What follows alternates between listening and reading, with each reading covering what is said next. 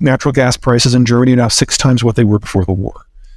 And Germany is not like the United States. We like to talk a good talk about how we want energy independence, but we really don't care. So we'll take it from Canada or Mexico or Saudi Arabia. We'll make some ourselves. If we don't think anyone's looking, we'll take some from Venezuela. But the Germans can't do that. They're in a more difficult neighborhood, and precision manufacturing requires reliability. So they work with large state-owned companies that export on fixed contracts through fixed infrastructure. And when that broke down, it didn't just interrupt their natural gas supplies. Those natural gas supplies also provide their electricity, and they also provide the inputs for their petrochemical sector. And the petrochemical output is not exported. It's kept in-house to undergird the entire manufacturing sector. So the entire German manufacturing model has basically collapsed. All non-ferrous metal processing has gone away. All fertilizer processing has gone away. We're already seeing automotive down by a third without any change in demand globally. We are probably going to be looking at the end of the German manufacturing model in less than 2 years. What does Germany have going for it if it doesn't have energy, food, or manufacturing? This is a very different world unless you know your German history, in which case this is a very familiar song.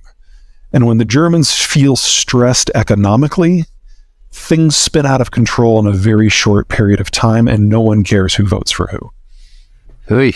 So is there a positive cone of potential outcomes circling the drain within 2 years? I know in your book, you did a good job of kind of mapping out how different parts of the world had progressed. So they'd industrialized at different points in time. Some of them are going to sort of move through their peak demographic, the bulge in the python, so to speak, a little bit later than the developed world. What's the runway look like for all of this? Well, one of the big effects of globalization was it made countries' local geographies really not matter.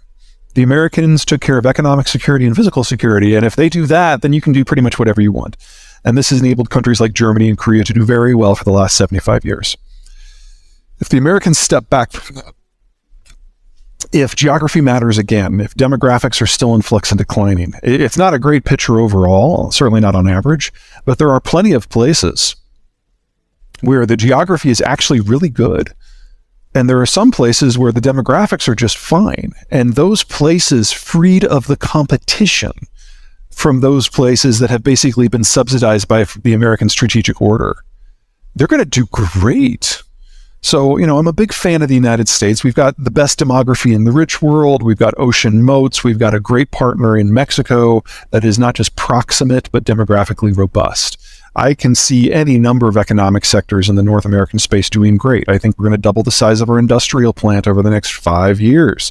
I see our presence in food and agricultural markets exploding because we're going to be some of the very few positions in the planet that can actually maintain or even expand output. In the European space, watch the Scandinavians. They are not, for the most part, integrated with continental Europe, certainly not with the Germans. They've got their own energy supplies from the North Sea, and they've got excellent relations not just with the Brits, but with the Americans as well. So I can see in some way a degree of economic association that could work for them very, very well, especially if Russia loses this war. In terms of East Asia, look to Japan, not because it has a great geography for economic development, it doesn't, or a good demography, it's the oldest in the world, but the Japanese saw the writing on the wall, and they realized that their demographics were terminal, and they realized that economically, if they couldn't part with the United States, it wasn't even worth trying. So they got a humiliating trade deal with the Trump administration. And then when the Biden administration came in, they communicated that they have no desire to change the terms. They have found a way to get along with both sides of the American political aisle in the midst of our transition. That is a big achievement, and they managed to pull it off. So they're now part of the Friends and Family Network and kind of piggyback on the strengths of North America. Southeast Asia looks great to me. They're going to pick up a lot of the manufacturing that the Chinese and Europeans are going to drop.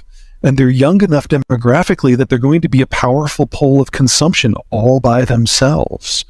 So don't think of this as the end of everything. Think of this as the end of a chapter. We're moving into a new era where the rules have shifted, and what makes up a geography of success is going to look a lot more familiar to what it did before 1945 than in this artificial period from 1945 to 2020. Is there anything we can learn from Japan's desourcing strategy when they saw their demographic collapse and went to desourcing, set up plants, Toyota plants, and then through the US and elsewhere? Or is it just too late for that? There are some countries that might, emphasis on the word might, be able to pull it off. The advantage that the Japanese had is they started this back in the mid-1990s.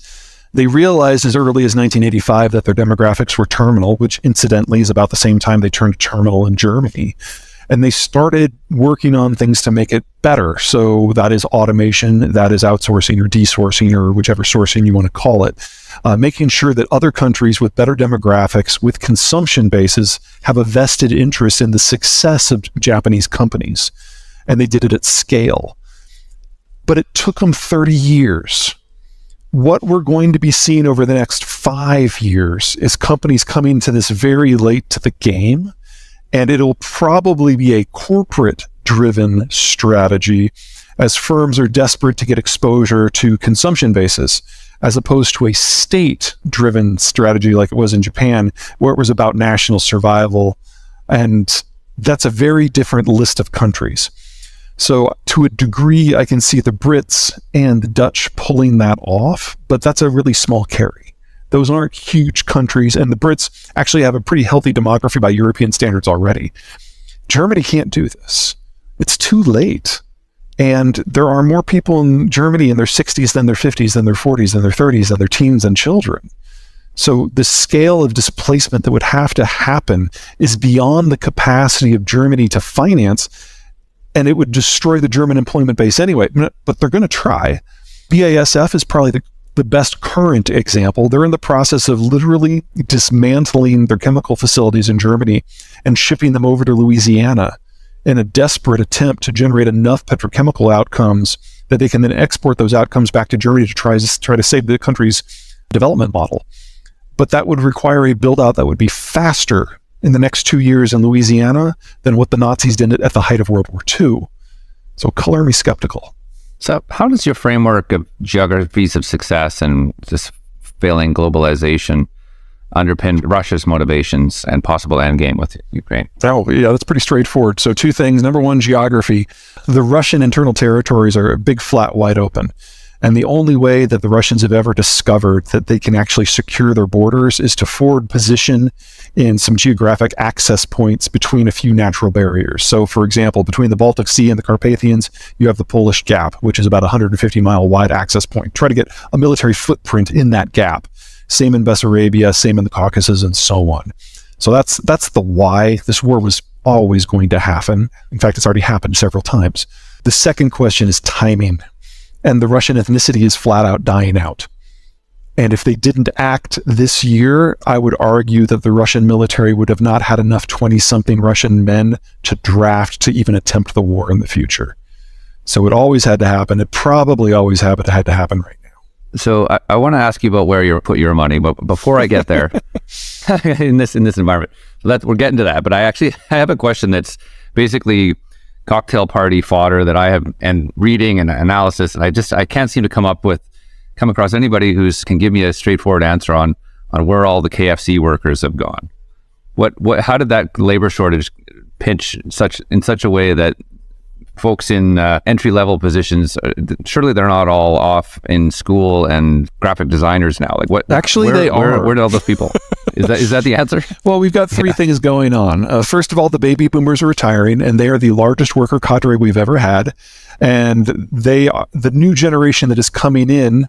Gen Z is significantly smaller. So number 1, we're losing our largest generation ever. Number 2, their replacement generation is our smallest generation ever. So this calendar year, that's a shortage of 400,000 workers, and that is disproportionately concentrated in the very high end that the boomers dominated and the very low end that usually people aged 16 to 24 dominate. That's where the gut is happening, and so that's why you're feeling the pressure at KFC. And then there's the third piece. We are in the midst of the greatest reindustrialization period in American history, and Mexico is in the midst of its greatest industrialization period in its history, all at the same time. So there's fewer workers available. The exposure is most heavily into that area. And the competition for people at the entry level has never been this fierce anywhere in North America in any age. All that at the same time, you have to use the kiosk. Yeah, that's right. I actually wanted to circle back to something you said a couple minutes ago there. You said that the U.S. was on track to, did you say double their industrial footprint in 5 years? Did I hear that right?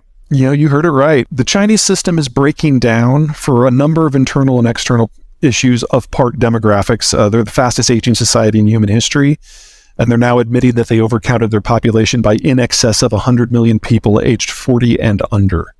So it is already a country in advanced demographic collapse, and this is China's last decade period. Whether or not it collapses sooner is an issue of management and Ukraine war stuff, and none of that looks particularly good. So we're looking at losing Chinese manufacturing in total and German manufacturing in near total, more or less at the same time. So our choice is double our industrial plant or go without stuff.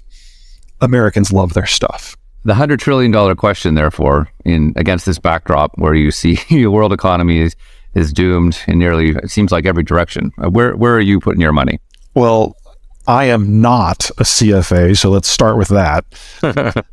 But before the Ukraine war, all of my stuff was in long-term plays. So I look for firms where their supply chain is within the United States, where the product is energy intensive in its production. Courtesy of the shale revolution, we have the cheapest energy and electricity in the world, where demand for the product is driven by demographics, and the U.S. has the best demographic structure in the advanced world, and Mexico with the best in the world, period. And if it was exportable as well, that was kind of the trifecta. So I really like food processing, I really like energy processing and petrochemicals. Now, since the war has started, and I'm in time anticipating most of the Russian output to just fall off the market completely, I've also gotten very big into commodities, but you've got to be really careful in that space because most internationally traded commodities players are truly global. And so consider agriculture. If you want to get into ag, your default is to go with the big four, ADM, Bunge, that crowd. But their biggest assets are in Russia and Ukraine, and they're going to lose all of them. So I don't want exposure to that. You have to look at actually where the players are exposed in addition to what they're making. We're not used to thinking of geography when we're making investment decisions, and we're going to have to develop that habit very quickly. So we're down to our final question today. It's a two-parter.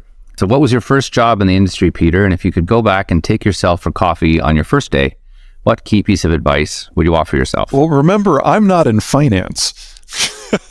So my first big boy job was when I interned with the State Department in Australia, and I had a great time, but I knew 1 month in that this was not for me. I was never going to be a good bureaucrat.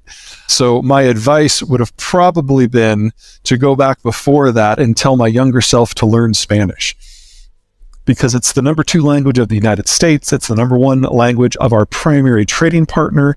And over the course of the next 20 years, it's the fact that it's the number 1 language of the entirety of the Western Hemisphere is going to prove very, very useful. If you had an MBA and you were fluent in Spanish, there's a lot that you can do.